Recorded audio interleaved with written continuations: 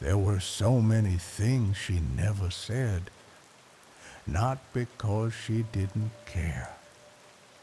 At least, I don't think that's why, but because some people hold their feelings like a letter they're not sure they'll ever send. And I kept waiting for that letter, for a word, a sentence, a moment of clarity. It never came. I tried to meet her halfway, wrote often, asked softly, left doors open even when I wasn't sure she'd walk through. She would answer sometimes, but always from a distance, a kind of warmth that flickered just before it vanished. She had a way of making you feel close, then suddenly far, as if she were afraid that saying too much might unravel something she couldn't control. I remember the way she changed the subject, just when we were about to reach something true. Sometimes I'd find little notes tucked inside books, short sentences in her handwriting, leaning to the left like they were hesitating.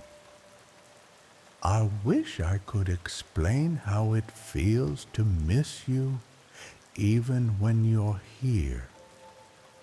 Orient, I hope you sleep well tonight, wherever your thoughts go.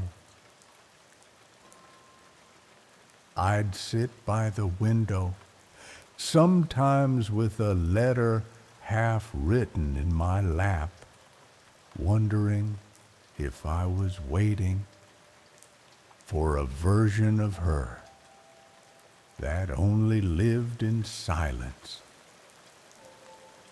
There was a kind of beauty in the mystery, yeah, but there was pain, too, in the knowing that she felt something and chose not to name it.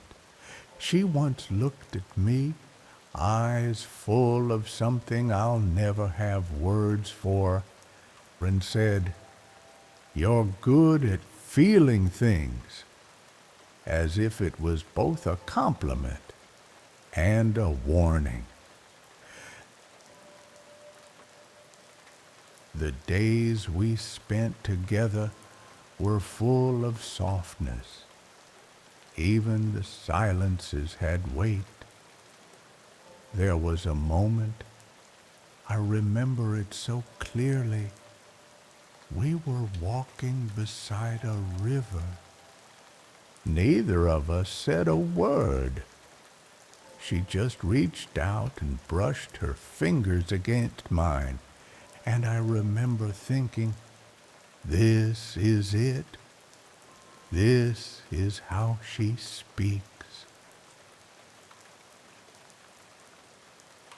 I don't think she meant to leave things unsaid. Some people just speak in softness, in pauses, in how long they hold your gaze before looking away. She never said it, but it was there. In the way she lingered, in how her hands trembled just slightly when we touched, and sometimes what's left unspoken is just a quieter way of saying, I loved you too. When the world sleeps, let the silence stay.